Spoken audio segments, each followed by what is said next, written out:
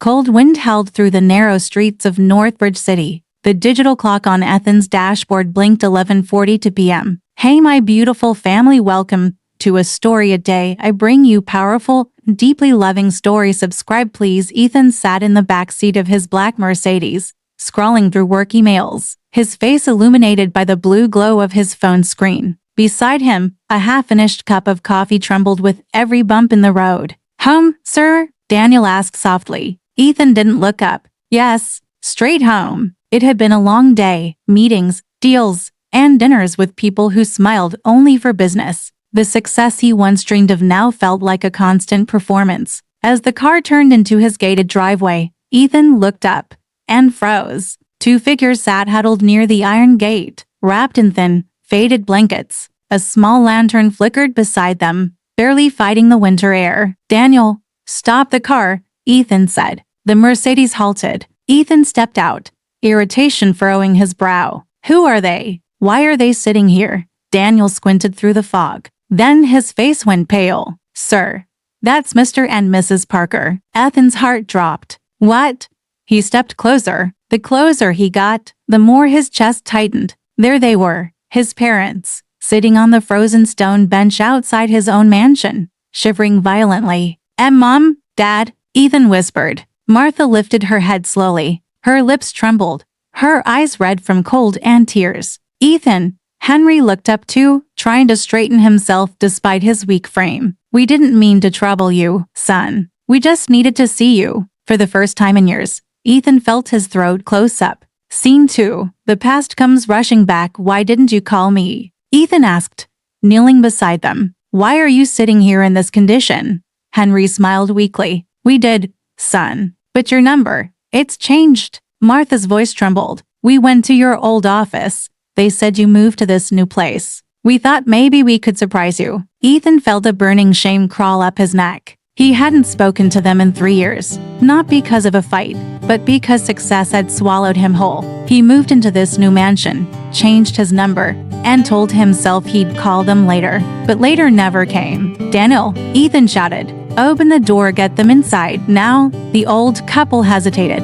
Martha said softly, we didn't want to disturb your wife. We'll go soon. We just wanted to see you once. Ethan's eyes stung. Mom, please. You're freezing. Sophie's voice suddenly echoed from the doorway. Ethan, what's going on? It's almost midnight. She stood there, wearing a silk robe, her expression sour when she saw the two elderly figures being helped in. Who are they? She asked sharply. Ethan looked at her as if the words themselves were poison. They're my parents. Sophie blinked, then frowned. You're what? Ethan, you could have told me you invited them. The house is a mess. Ethan cut her off. They didn't come by choice. They were outside in the cold. Scene 3. Inside the mansion, Ethan led them into the warm living room. The fire flickered in the fireplace, and for the first time, the mansion didn't feel like a home. It felt like a stranger's house. Martha looked round quietly. You've done so well, Ethan, she said softly. It's beautiful. Ethan helped her sit on the couch. You should have called. I would have come. Henry chuckled faintly. Would you, son? That question stabbed deeper than any insult could. Sophie hovered near the doorway, arms crossed. Do they need something? A place to stay. Ethan turned sharply. They're not strangers, Sophie. I didn't say they were, she replied coldly. But it's almost midnight, and tomorrow's our dinner with the investors. You know how important that is. Ethan looked at her with disbelief, then back at his parents. He noticed Henry's hands, rough, shaking, bruised from cold. Martha's fingers clutched an old bag that looked almost empty. What were you doing outside? Ethan asked gently. Henry smiled, though his lips were trembling. We took the bus, got off near the church. We thought we'd come see you, but the guard said you weren't home. So we waited. Daniel lowered his head. Sir, I didn't see them earlier. I'm so sorry. Ethan shook his head. No, Daniel, it's my fault. Scene 4. The meal. Let me get you both something warm to eat, Ethan said, hurrying to the kitchen. As he opened the fridge, Sophie followed him. Ethan, we can't just let them stay here. They'll make things awkward tomorrow. He turned around, his voice low but fierce. Awkward? Sophie, they're my parents. She sighed dramatically. I didn't mean it like that, but you know how people talk. The investors already think you came from nothing. Having your... Stop. Ethan snapped. Don't you dare finish that sentence. He walked out carrying the bowls of soup. He set them on the table in front of his parents. The way his mother smiled through her exhaustion made his heart ache. "Thank you, Ethan," she said softly, taking a slow sip. Henry said, "You always liked soup like this as a kid. You used to say Mom's soup was better than any restaurant." Ethan forced a smile, but his eyes burned. He hadn't thought about that in years. Those simple nights in their small home, laughter echoing in a warm kitchen. Now his mansion felt emptier than that old house ever did. Scene 5, the apology after dinner. Ethan sat beside his parents as the fire crackled softly. Henry broke the silence. "We didn't mean to intrude, son. We just missed you." Ethan's voice shook. "No, Dad. I'm sorry. I should have visited. I should have called." Martha reached for his hand. "We know you're busy. You've done well. We're proud of you." Her words only made the guilt heavier. He looked at their tired faces, the lines deeper than he remembered. How many birthdays had he missed? How many times had his mother cooked dinner waiting for a call that never came? "Mom, Dad," his voice broke. "I built all this, but I forgot the people I built it for." Martha smiled faintly. "You didn't forget us, son. You just lost your way. Everyone does sometimes." Henry looked at him, eyes glistening. "It's not too late to come home once in a while."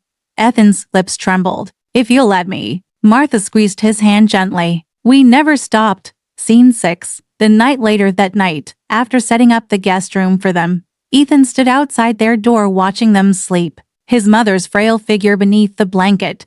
His father's soft snoring.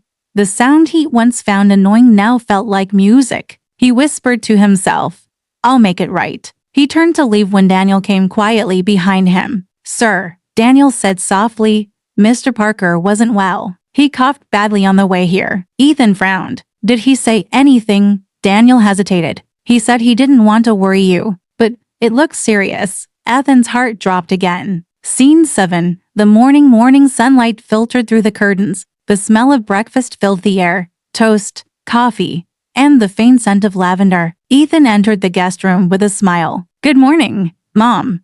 His words froze. Henry was still lying in bed. His hand, resting over Martha's, was cold. Martha was awake, eyes red from tears. He was smiling in his sleep. "Ethan," she whispered. "He said he was happy, that he saw you again." Ethan's world shattered. He fell to his knees beside the bed, clutching his father's hand. "Dad, no, please." For the first time, the proud businessman broke completely, sobbing like a child beside the man who had once carried him on his shoulders. Martha stroked his hair gently. "He waited to see you, Ethan." That was all he wanted.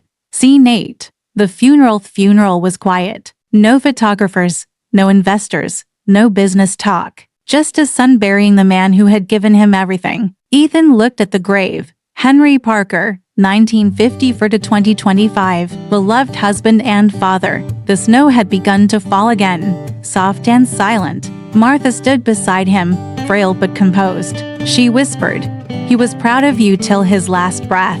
Ethan turned to her, tears streaking down his face. "I don't deserve that pride." She smiled through her pain. "Then earn it now. Live the way he wanted you to." He nodded slowly, taking her hand. Scene 9. 6 months later, Parker Mansion was no longer silent. Children's laughter echoed through the halls. Ethan had opened the estate to host free weekend classes for underprivileged kids, in honor of his father. In one corner, Martha sat with a knitting basket, smiling softly as she watched Ethan teach the kids how to read simple business math.